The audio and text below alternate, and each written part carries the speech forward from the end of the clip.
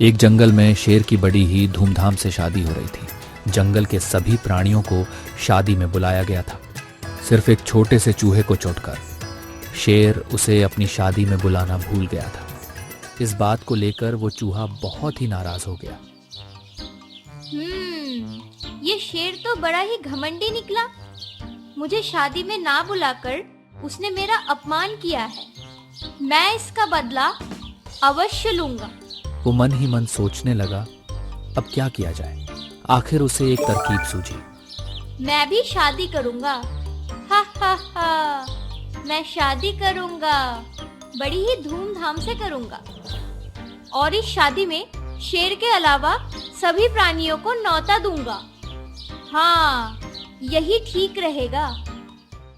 चूहे ने शादी करने का फैसला कर लिया और वो अपने लिए एक दुल्हन ढूंढने निकल पड़ा। हाँ, शादी तो कर लूं, मगर किसके साथ? मैं किसी ऐरे गैरे से शादी नहीं करने वाला। मेरी दुल्हन तो उस घमंडी शेर की दुल्हन से भी सुंदर और शक्तिशाली होनी चाहिए। दुल्हन की खोज को लेकर चूहा चिंतित हो गया। वो सोच रहा था कि भला इतनी सुंदर और शक्तिशाली दुल्हन उसे कहाँ मिलेगी। ये सोचते सोचते वो चल ही रहा था कि उसकी नज़र आसमान की तरफ गई। उसने देखा कि ऊपर आसमान में सूरज भगवान बंधे ही आराम से जूस पी रहे हैं। तभी उसके दिमाग की बत्ती जली। सूरज भगवान तो सबसे शक्तिशाली है, क्यों ना मैं उनकी बेटी से ही शादी कर लूं। हाँ, यही ठीक रहेगा। उनकी बेटी सुंदर भी होगी और शक्तिशाली भी। चूहा एक पेड़ के नीचे ध्यान लगाते हुए बैठ गया और सूरज भगवान की आराधना करने लगा। ओम सूर्याय नमः, ओम सूर्याय नमः, ओम सूर्याय नमः। सूरज भगवान को आश्चर्य हुआ कि भला एक नन्हा सा चूहा उनकी आराधना क्यों कर रहा है। वे चूहे के सामने प्रकट हुए। बोलो नन्हे चूहे, तुम मेरी आराधना क्यों कर रहे हो? भगवान, मैं शादी करना चाहता हूँ। अरे वाह, ये तो अच्छी बात है, लेकिन इसमें तुम्हें मेरी मदद क्यों चाहिए?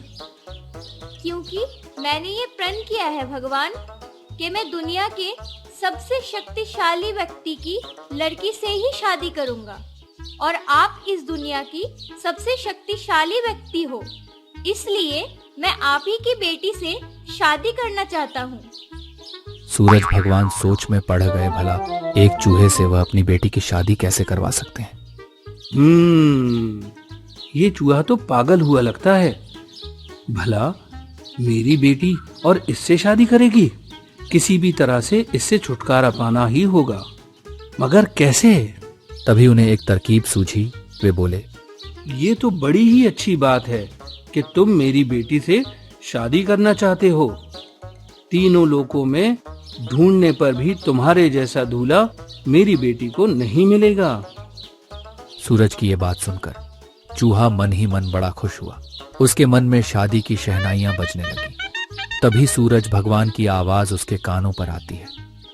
मैं अपनी बेटी की शादी तुमसे जरूर करवा दूं, मगर याद रहे, मैं इस दुनिया का सबसे शक्तिशाली व्यक्ति नहीं हूँ।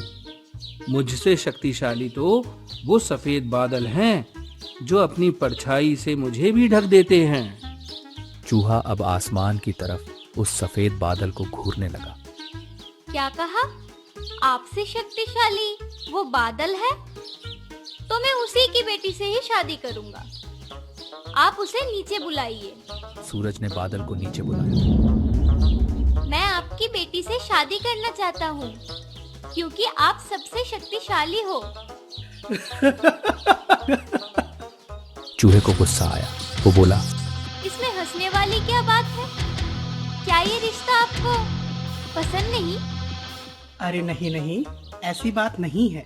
आप जैसा दूल्हा तो नसीब वालों को ही मिलता है। मैं तो बस इतना ही कहना चाहता था कि मैं इस दुनिया का सबसे शक्तिशाली व्यक्ति नहीं हूँ।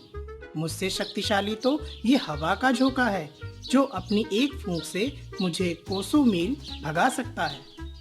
अच्छा, तो ये बात है। तो फिर मैं हवा की बेटी से ही शादी करना चाहता हूँ। आप कृपया उसे यहाँ बुलाइए। फिर हवा को वहां पे बुलाया गया। हवा के सामने भी चूहे ने अपनी शादी का प्रस्ताव रखा। हवा ने मुस्कुराते हुए जवाब दिया, ये तो मेरा सौभाग्य होगा, लेकिन महाशय, मैं इस दुनिया का सबसे शक्तिशाली व्यक्ति नहीं हूँ। मुझसे शक्तिशाली तो पर्वत है, जो मेरा रास्ता रोक सकता है। आप उसी की बेटी से शादी कर लीजिए। चूहे को यह बात पसंद आई। उसके कहने पर पर्वत को भी वहां बुलाया गया। मैं आपकी बेटी से शादी करना चाहता हूँ। क्या आपको कोई ऐतराज है? अरे नहीं नहीं, भला मुझे क्यों होगा, पर आपको बता दूं, मैं सबसे शक्तिशाली नहीं हूँ। क्या बात कर रहे हैं? तो फिर आपसे भी शक्तिशाली और कोई है? हाँ है, मेरे पर्वत के शिखर पर एक मोटा सा काला चूहा रहता है। वो इतना शक्तिशाली है कि मुझे भी अपने दांतों से कुरेद सकता है। उसने मुझे कुरेद कर मेरे पेट में एक बड़ी सी सुरंग बना दी है और अपने परिवार के साथ वो वहां रहता है। आपको उसी की बेटी के साथ शादी कर लेनी चाहिए, क्योंकि वो मुझसे भी शक्तिशाली है। अगर ऐसा है तो फौरन मुझे उस मोटे चूहे के पास ले चलिए। मैं उसी की बेटी से ही शादी करूंगा। इस तरह से सभी लोग उस मोटे चूहे के घर आ पहुंचे। मोटे चूहे ने सबका स्वागत किया। मोटे चूहे की बेटी जब उस नन्हे चूहे के सामने आई तो उसे देख नन्हा चूहा एकदम से लट्टू हो गया। वो उसे बहुत ही पसंद आई। सबने उसके विवाह का प्रस्ताव उस मोटे चूहे के सामने रखा। उसने फौरन हाँ कर दी और फिर धूमधाम से उस नन्हे चूहे की शादी उस मोटे चूहे की बेटी से हो गई। तो दोस्तों, इस कहानी से हमें ये सीख मिलती है कि हर किसी को उसकी क्षमताओं से ना ही अधिक मिलता है और ना ही कम।